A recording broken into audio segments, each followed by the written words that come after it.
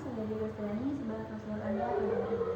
Sebelum kita mulai, saya ingin memastikan bahwa apapun yang Anda ceritakan akan bersifat rahasia.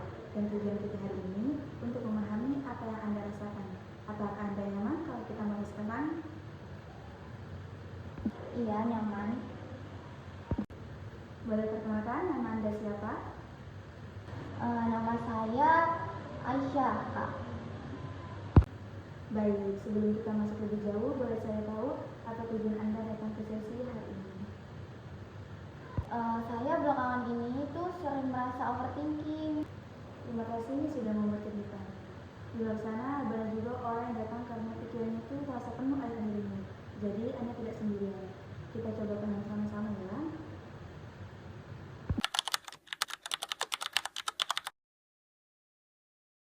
Anda bilang akhir-akhir ini sering overthinking. Bisa diceritakan, biasanya apa sih yang paling sering muncul di pikiran Anda? Saya sering kepikiran hal-hal kecil, takut salah, takut orang marah, takut masa depan buruk, kayak gitu, Kak. Jadi pikiran Anda itu sering lari ke kemungkinan yang buruk ya? Iya, padahal belum tentu itu kejadian. Kedengarannya melelahkan sekali untuk terus khawatir seperti itu. Sepertinya Anda berusaha keras untuk tidak membuat kesalahan atau mengecewakan orang lain. Iya, capek banget sampai susah tidur, Kak. Biasanya overthinking itu muncul di situasi seperti apa? Apakah saat sendirian atau setelah ada kejadian tertentu? Biasanya di malam hari, dan kalau habis komunikasi sama orang, aku tuh takut salah ngomong. Itu wajar sekali jika tubuhmu jadi tegang ketika pikiran kamu tuh terus memutar tentang kemungkinan seperti itu.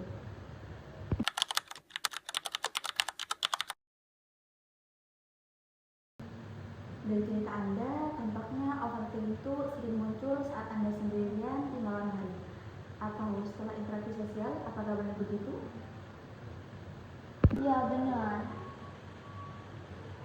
Pikiran seperti takut salah, takut orang marah, biasanya itu muncul pada orang-orang yang perfeksionis, sensitif, atau punya standar tinggi pada diri sendiri. Ini tuh sangat umum terjadi dan sama sekali bukan sesuatu yang salah. Iya, saya memang sering menuntut sama diri saya sendiri sih. Itu menunjukkan kalau Anda itu seseorang yang ingin melakukan yang terbaik. Hanya saja, kadang tuntutannya itu jadi terlalu berat.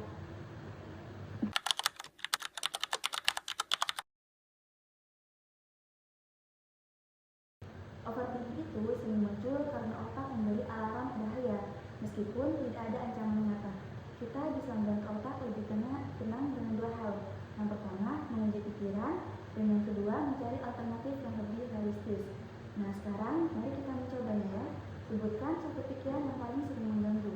Takut salah ngomong, dan orang jadi benci saya gitu.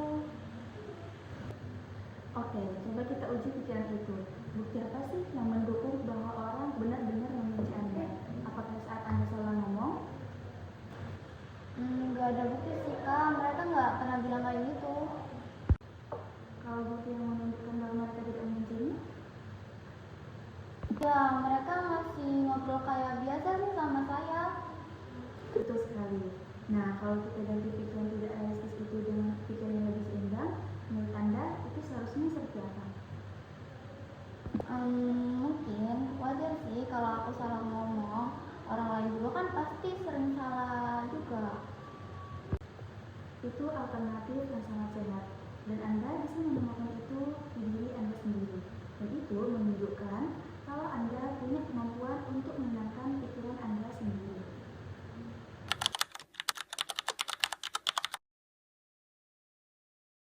Saya memberikan teknik singkat yang bisa Anda lakukan saat overthinking itu muncul.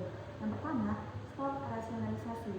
Stop itu bukan berarti memaksa pikiran itu berhenti total, tapi menyadari bahwa pikiran itu udah mulai lari ke arah yang negatif, yaitu ambil jeda, tarik nafas, hentikan arus pikiran itu sesaat agar kamu itu tidak terbawa arus yang jauh. Jadi ini adalah momen berhenti sejenak supaya Anda tidak makin terjebak. Yang kedua, teknik grounding. 5, 4, 3, 2, 1. Ini untuk menenangkan tubuh dan pikiran Anda ketika Anda sedang panik atau pikiran Anda itu terlalu penuh. Nah, lima itu 5 hal di sekitarmu, misalnya meja, lampu, buku, dinding, ataupun jendela. Ini itu untuk membuat Anda fokus pada hal-hal yang nyata. Yang keempat, raba, misalnya kursi, baju, lantai, atau pulpen. Ini tuh sentuhan untuk menenangkan sistem saraf. Yang ketiga itu dengarkan suara, misalnya suara kipas, orang berbicara, atau suara nafas sendiri. Yang kedua, cium aroma, misalnya parfum atau udara ruangan. Yang satu itu rasakan sensasi tubuh, misalnya denyut jantung, nafas, atau duduk di kursi.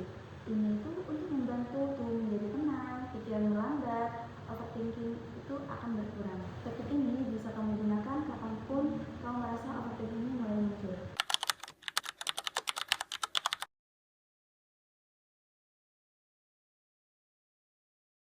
Dari sisi hari ini, kamu sudah bisa melihat pola overthinkingmu dan belajar cara mengevaluasi pikiran. Untuk minggu ini, aku ingin kamu mencoba mencatat 3 momen ketika kamu overthinking dan menuliskan pikiran alternatifnya. Ini tuh akan membantu kamu melihat pola dan membuat tekniknya lebih efektif. Iya, bisa aku coba. Kamu sudah melakukan kerjaan yang bagus hari ini. Terima kasih sudah sangat terbuka. Jika kamu sudah siap, kita bisa lanjutkan di sesi berikutnya untuk memperdalam manajemen pikiran dan rasa percaya diri. Ada yang kamu ingin tanyakan sebelum kita akhiri?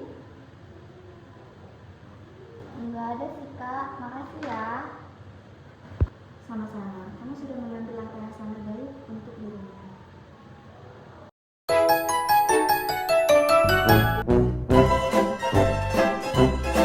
Menyadari bahwa pikiran itu aduh, gimana?